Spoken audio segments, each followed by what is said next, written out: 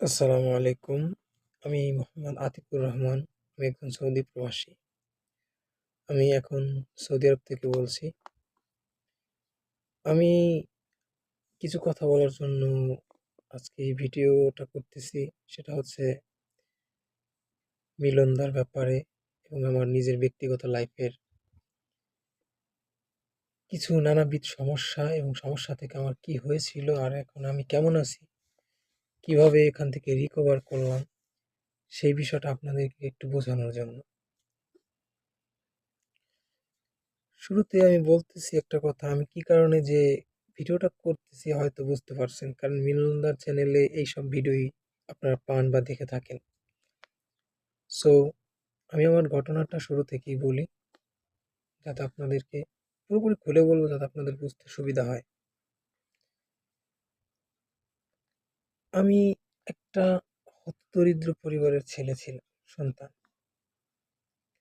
Family এবং নিজের ব্যক্তিগত লাইফ সবকিছু নিয়ে সবসময় আমি খুব স্ট্রেস থাকতাম। মানে নিজের লাইফের উপর আমি কখনো সন্তুষ্ট ছিলাম না। কখনোই নিজেকে নিয়ে হ্যাপি থাকতে পারতাম না। কখনোই নিজের কথা একটু ভালো করে চিন্তা করতাম না। শুধু ভাবতাম যে আমার যেন কি নাই, কি নাই, কি নাই। নাই, নাই করতে, করতে নিজের জীবনের দিকে কখনো ওইভাবে তাকিয়ে দেখিনি। সবসময় নিজের একটা মানে যুদ্ধের মধ্যে দিয়ে বড় হয়েছি। কখনো না পাওয়া, কখনো হতাশা, কখনো দুশ্চিন্তা এভাবেই। এরকম করতে, করতে এক পর্যায়ে আমি যখন একটু বড় হই, তখন আমার স্কুল জীবন শেষ করি। আমার লেখাপড়ার ভিতরেই হঠাৎ একটা ঝামেলা চলে আসে। ফ্যামিলির কিছু, কিছু ক্রাইসিসের কারণে আমি পড়াশোনাটা থেকে বিচ্ছিন্ন হয়ে যাই। পড়াশোনা করতেই পারি না। তখন থেকে আমার ভিতর আরো একটা হতাশা কাজ করে, চরম লেভেলের। পৃথিবীর বিভিন্ন জায়গায় ঘুরে বেড়াই, এই দেশে কাজ করি, এই করি, ওই করি। কোথাও আমি সন্তুষ্ট হই না। আমার লাইফে যে একটা স্বপ্ন, যে ইচ্ছা, এই জিনিসটা আমি কখনোই অ্যাচিভ করতে পারিনি। কখনো নিজের লাইফটাকে এনজয় করতে পারিনি। ফ্যামিলির বিভিন্ন ক্রাইসিসের কারণে। যে কারণে আমি কখনোই সন্তুষ্ট ছিলাম না। এই অসন্তুষ্টি আমার জীবনে বড় একটা বিপর্যয় নেমে আসে। তখন বাধ্য হয়ে দেশ ছেড়ে বিদেশে প্রবাসে পাড়ি জমাই। এখানে আসার পরে এই বিদেশের যে বাস্তবতা, এতে আমি আরো অনেকটা ভেঙে পড়ি। একের পর এক যেখানে যা এক্সপেকটেশন করি, সেটা কখনো আমি পাই না। আমি যা চাই হয় তার থেকেও উল্টোটা। কিন্তু রিজিক, ভাগ্য, এটা তো সৃষ্টিকর্তার হাতে। এ তো কারো হাতে নাই। নিজের পরিস্থিতি, অবস্থান নিয়ে আমি কখনো সন্তুষ্ট থাকতে পারিনি। যার কারণে আমাকে শেষ পর্যন্ত এই ধরনের একটা মানসিক সমস্যা সাফার করতে হয়েছে দীর্ঘদিন, প্রায় 15টা বছর। কিন্তু আমি কখনো বুঝতেই পারি নাই যে এটা একটা মানসিক প্রবলেম। লাস্ট 2024 সালের মধ্যে অবস্থায় আমি তখন সৌদি আরবের একটা মেগা প্রকল্প ফুটবল স্টেডিয়ামের প্রজেক্টে কাজ করি। দুপুরে লাঞ্চের টাইমে খেতে বসি। খাবারের সময় আমার কলিগরা অনেকেই আমার সাথে। খাবার খাওয়ার ভিতর হঠাৎ করে আমার বুকের ভিতর একটা মোচড় দিয়ে ওঠে। ও না, তার আগের একটা ঘটনা আপনাদেরকে আরেকটু বলি। সেটা হচ্ছে যে আমি যখন এখানে দীর্ঘদিন ধরে আছি, 2-3 বছর, তখন আমার একটা মানে বন্ধু ছিল। বন্ধু বলতে বড় ভাই। তাকে আমি অনেক শ্রদ্ধা করতাম, সে আমাকে অনেক ভালোবাসতো। আমরা দুজন একসাথেই থাকতাম। হঠাৎ করে সৌদি আরবের জেদ্দায় আমরা দুজন কাজে যাই। কাজে যাওয়ার পথে আমরা অনেক দুষ্টুমি ফাজলামি করি। যাওয়ার পরে আমরা যখন ওইখানে প্রজেক্টে ঢুকি, যে ক্যাম্পে আমাদেরকে থাকতে দিত, ওখানে থাকি। হঠাৎ করে যেদিন রাত্রে যাই, ওই দিন রাত্রেই আমরা দুজন একসাথে ঘুমাই। কিন্তু ঘুমের মধ্যে থেকে আমার পাশে থাকা ব্যক্তি, আমাদের এই বড় ভাই আর কি, স্ট্রোক করে মারা যায়। তখন থেকে আমি অনেক ভয় পেয়ে যাই।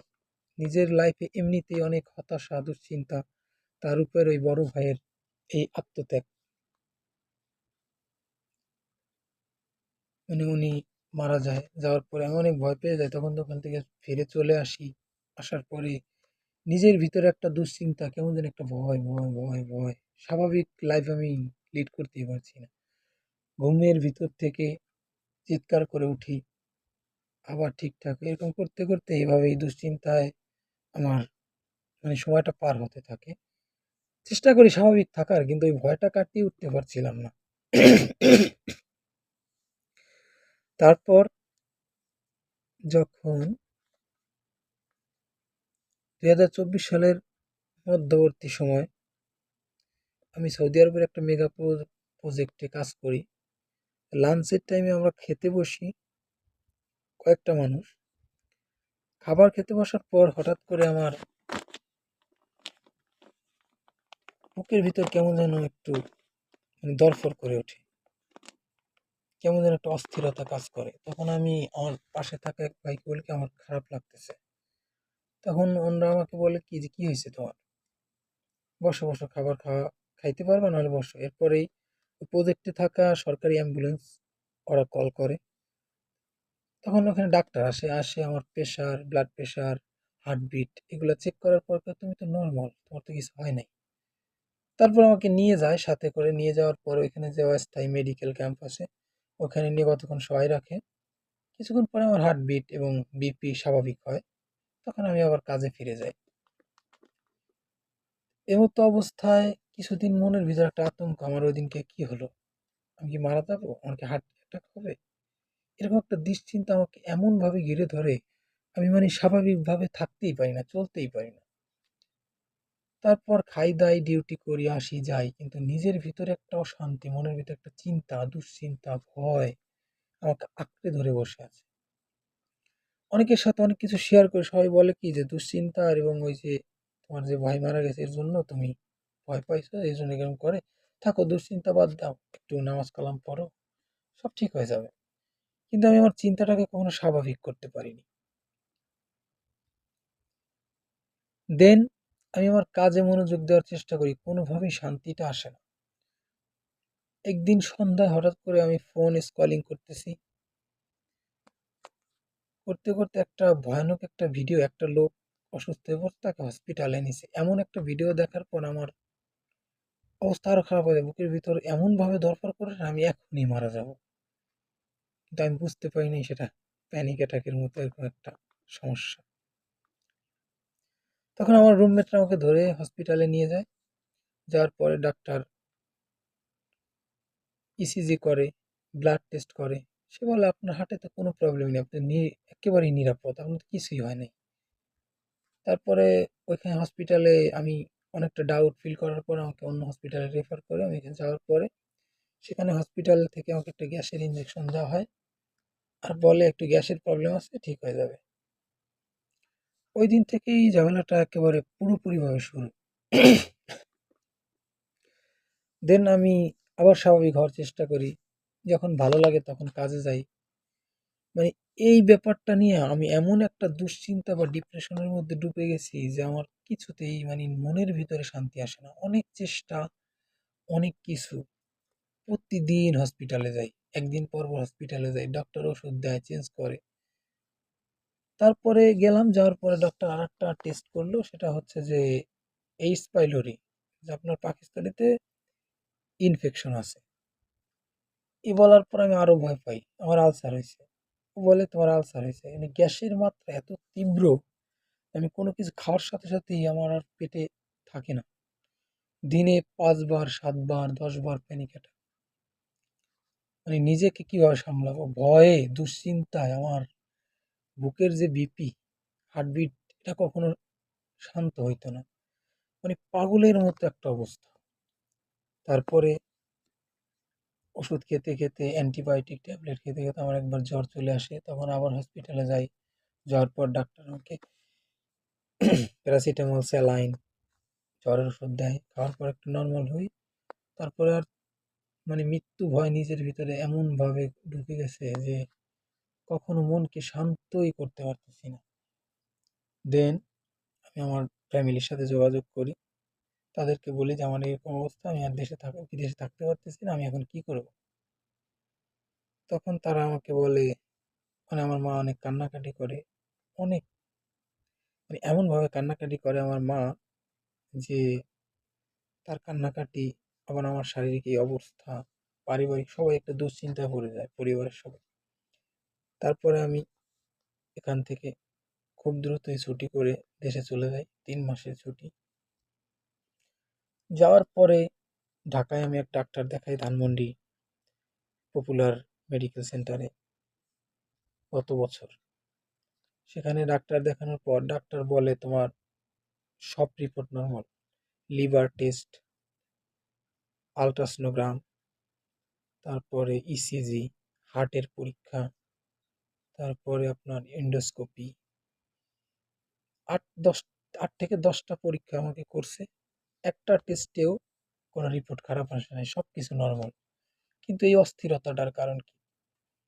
তারপর ডাক্তারে বলার পরে যে দুশ্চিন্তা থেকে অনেক সময় অনেক সমস্যা হয়, তোমার গ্যাসের একটু প্রবলেম আছে, গ্যাসের ওষুধ দিচ্ছে, এইগুলো খাও, ঠিক হয়ে যাবে।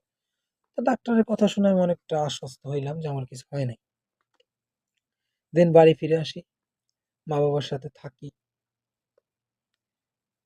থাকার পরে আমার পরিবার থেকে বলে যে দেশে আসছো, বিয়ে করো। আবার কবে আসবা তার তো ঠিক নেই, বিয়ে করো। বিয়ে করার জন্য প্রস্তুত হই। তখন আমার এই অ্যাংজাইটি বা আমার প্যানিক অ্যাটাক এসবের কথা আমার মনেই নেই, একবারে ভুলে গেছি, আমি একদম পুরোপুরি সুস্থ। এরপরে মাঝখানে ঈদের পরে বিবাহ, সবকিছু মিলিয়ে আমি অনেকটা মানে বেটার একটা লাইফ লিড করতেছি, খুব ভালো লাগছে আমার। মানসিক অবস্থা এত সুন্দর হয়েছে যে নতুন করে আবার সবকিছু শুরু করার মতো মন মানসিকতা, মানে আমার কোনো সমস্যা নেই, ভালো। তারপর ছুটি শেষ করে অনেকটা মনোবল নিয়ে সৌদি আরবে ফিরে আসি আমার। আসার পরে আমার পারিবারিক একটু ক্রাইসিস, নতুন বিবাহ, নিজের বউ, তার সাথে কিছুদিন ভালোই ছিলাম। দেন আসার পরে নিজের বউকে ছেড়ে আসা, পরিবার ছেড়ে আসা, এটা আমি কিছুদিন পর আবার ফিল করতে শুরু করলাম। যেই নিজের লাইফ নিয়ে টেনশন শুরু করলাম, তারপর থেকে শুরু হইলো আবার অন্য সমস্যা। আমি বুঝতেছিলাম না যে আমার সাথে আসলে কি হচ্ছে। তারপর একটার পর একটা সিমটম আসতেই আছে। চোখে কম দেখা, মাথা ঘোরা, মাথা ঘুরে পড়ে যাওয়া, এরকম অনুভব হওয়া, হার্টবিট খুব বেড়ে যাইতো, গ্যাসের সমস্যা, কিছু খাইতে পারি না, ঘুম নাই চোখে, নিজের সবকিছু ছেড়ে দিয়ে এখন চিন্তা, মৃত্যু ভয়, দুশ্চিন্তা, এরকম নানাবিধ প্রায় 100টার উপরে সিমটম আমার শরীরে ছিল। এরকম করতে করতে আমি আবার দেশে যাওয়ার জন্য পায়চারা করি। তারপর আমাদের পরিবার থেকে আমাকে বলে যে এখন দেশে চলে আসলে তো অনেক বড় একটা বিপর্যয় হবে, তুমি কিছুদিন হয়েছে গেছো, এখন যদি আসো এত এত খরচ, ফ্যামিলির তো নিয়ে তুমি আরো বেশি দুশ্চিন্তা পড়ে যাওয়া, মানে তাদেরকে আমি বুঝাইতে পারি না যে আমার কি হয়েছে। অনেকে আমাকে বলেই বসে যে নতুন বিয়ে করছে তো বউয়ের টানে এখন দেশে চলে আসতে চায়, এই একটা ব্লেম, মানে এটা একেবারে নিতে পারতেছিলাম না। তারপর কিসের জন্য কি হয় এগুলো আমি ইউটিউবে প্রচুর সার্চ করি, ঘুম না হইলে কি হয়, হার্টবিটকে এরকম থাকলে কি হয়। এই ইউটিউব গুগল সার্চ করার কারণে আমি আরো অনেক বেশি অসুস্থ হয়ে যাই। আর একটা কথা হচ্ছে যে কি, আপনারা যদি মানসিক সমস্যা কেউ ভুগে থাকেন, যদি এ সময় আপনাদেরকে কেউ বলে যে বিয়ে করাই দিলে দুশ্চিন্তা কমবে, আপনি সুস্থ হয়ে যাবেন, এটা একটা চরম ভুল বিষয়, চরম ভুল কথা। মানুষের সুস্থতার জন্য মেইন যে জিনিসটা দরকার, অ্যাংজাইটি থেকে রিকভারির জন্য মেইন যে জিনিসটা দরকার, সেটা হচ্ছে এই ব্যাপারটাকে পুরোপুরিভাবে বোঝা। আপনার লাইফ পার্টনার যদি ভালো হয় তাহলে আপনি ভালো হবেন, যদি আপনার মনের বিরুদ্ধে কথাবার্তা হয়, কারণ এই সময়টা যে কেমন থাকে এই অবস্থাতে যে পরে, সে ছাড়া অন্য কেউ বুঝবে না। সো আমি বলি, আপনারা সুস্থ না হওয়া পর্যন্ত কেউ বিয়ে শাদী করবেন না এই সময়টার ভিতরে। তারপর আমি এরকম করতে করতে মিলনদার ভিডিও দেখি, হঠাৎ তার আইডি থেকে একটা ভিডিও আমার সামনে আসে, একটা রিকভার ভিডিও, রিভিউ। সেটা দেখার পর আমি কিছুদিন ভালো থাকি, মনের ভিতর একটা জোর আসে। তারপরে আবার হঠাৎ করে গুগলে এটা নিয়ে একটু একটা জিনিস দেখার পরে ওইটা নিয়ে আবার ভাবতে থাকি, তখন আমি পুরোপুরি অবস্থা খারাপ হয়ে যায় আমার। আমি ঘুমোতে গেলে আমার মাথার ভিতরে শব্দ হইতো, চরচর করে শব্দ হইতো। ঘুমিয়ে পড়তাম, একটু ঘুম হইতো কি না হয়তো আমার বাম হাত পা অবশ হয়ে যাইত। মনে হইতো যে আমার ব্রেন স্ট্রোক হবে। মানে মস্তিষ্ক আর স্নায়ুতন্ত্র, যেটা নার্ভাস সিস্টেম, এটা এমনভাবে অ্যালার্ট হয়ে গেছে যে সাধারণত তেমন কিছু দেখলেই, বিন্দু মাত্র কোনো কিছু দেখলেই সেটাকে ডেঞ্জার মনে করতাম। খুব বড় একটা বিপদ হয়তো হতে চলেছে, আমি এখনই মারা যাবো, আমার কিছু একটা হয়েই যাবে এখন। বাড়িতে ফোন দিয়ে আমার আম্মুর কাছে অনেক কান্নাকাটি করছে। আম্মু অনেক বুঝাইছে, কিন্তু আমি তাদেরকে বুঝাইতে পারি না যে আমার কি হয়েছে। হসপিটালে আমি যতই যাই আমার কাছে ঠিক ততই খারাপ লাগে। হসপিটালে যাওয়ার পর যদি দেখি কেউ মানে হাতে ক্যানোলা পরানো অসুস্থ, তা দেখে আমি ভয় পাইতাম। ঠিক আছে, এমন একটা ভয় আর এমন একটা পরিস্থিতির মধ্যে দিয়ে জীবনটা পার করছি দীর্ঘ 15-16টা বছর। 15-16 বছর বলতে আমার আগে এই সমস্যা, দুশ্চিন্তা, ওভার থিঙ্কিং, ডিপ্রেশন এগুলো ছিল, বাট আমি কখনো বুঝতে পারিনি। যখন অ্যাংজাইটি এই বিষয়টা আমার তো পুরোপুরিভাবে ধরছে, 2 বছর হইলো আমি বুঝতে পারছি যে আসলে কি সমস্যাটা। তখন মিলনদার থেকে কাউন্সিলিং নেওয়ার জন্য তাকে নক করি, তার ভিডিও দেখি অনেকগুলা, ভিডিও দেখে চেষ্টা করি ভালো হওয়ার, কিন্তু একা একা আসলে সম্ভব না। কোনোভাবেই একা একা এখান থেকে সুস্থ হওয়া সম্ভব না যদি আপনি কারোর গাইডলাইন না মানেন। তখন আমি শুরু করলাম মিলনদার সাথে কথা বলা। প্রথমে সে আমাকে যেভাবে রুটিন করলো সেভাবে চললাম। ঠিক আছে, এরকম করতে করতে সম্পূর্ণ নিজের চেষ্টায়, মিলনদার গাইডলাইন, মিলনদার কথা আর কি বলবো, অত্যন্ত ভালো মনের মানুষ। যখনই ফোন দিতাম ধরতো, বুঝাইতো ভাই এভাবে চলো ওইভাবে চলো, তাহলে তোমার সুস্থ হওয়াটা সম্ভব। এরকম করতে করতে করতেই আমি আজ আল্লাহর রহমতে একটা নতুন লাইফ ফিরে পাইছি। তবে হুট করে কোনোদিনও সুস্থ হওয়া সম্ভব না, কেউ ভুলে এই চেষ্টা করবেন না। আর নিজের অনুভূতির সাথে কখনো ফাইট আর করতে যাবেন না যে আমার এটা কেন হচ্ছে। নিজেকে দোষ দেওয়া থেকে বিরত থাকুন, আর নিজের সিমটমগুলোর থেকে পালিয়ে বেড়ানো বন্ধ করুন। কারণ এই সিমটম যখনই আপনি এখান থেকে পালিয়ে দিতেন, জিনিস আপনার এই অস্বস্তিটা আরও বেড়ে যাবে। সুস্থতার মূল কারণ, সুস্থ হলে কেমন লাগবে সেটা আমি বলি। আপনার সিমটম থাকবে, জীবন নিয়ে অনেক ধরনের সমস্যা থাকবে, আপনি অসুস্থ হবেন, কিন্তু আপনি এটা নিয়ে কখনো দুশ্চিন্তাও হবে না, প্যানিকও হবেন না। যা হচ্ছে হোক, দেখি কি হয়। অবশ্যই সুস্থ, আমি তো সেফ আছি, আমার তো শারীরিক কোনো সমস্যা নেই। পজিটিভনেস প্র্যাকটিস করবেন, আর আল্লাহর উপর ভরসা রাখবেন, ধৈর্য হারা হবেন না। দেখবেন মিলনদা হোক, যে যার কাছ থেকে আপনি কাউন্সিলিং নেন, সাইকিয়াট্রিক, যদি ওষুধ কেউ না খেয়ে পারেন, ওষুধ খাইয়েন না। ঠিক আছে, এই বিষয়টা আমি সাজেস্ট করব। যদি কেউ ওষুধ ছাড়া ভালো হতে চান পারেন, সেটাই ভালো। ওকে, ওষুধের সাইড ইফেক্ট থাকবেই। আশা করি সম্পূর্ণ সব কিছু আমি পুরোপুরি বুঝাইতে পারিনি, তো নিজের অভিজ্ঞতা থেকে যতটুকু সম্ভব বললাম। সব শেষে একটা কথাই বলবো, আপনার কিচ্ছু হবে না, আপনার বড় কোনো অসুখও হয় নাই, কিচ্ছু হবে না, আপনি ভালো হয়ে যাবেন।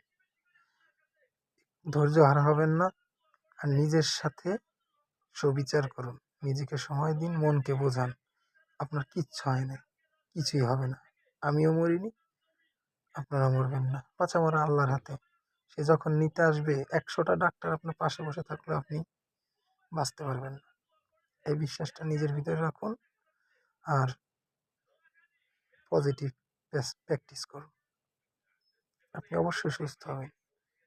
সুস্থ হওয়ার না হওয়ার মতো কিছুই আপনার হয়নি।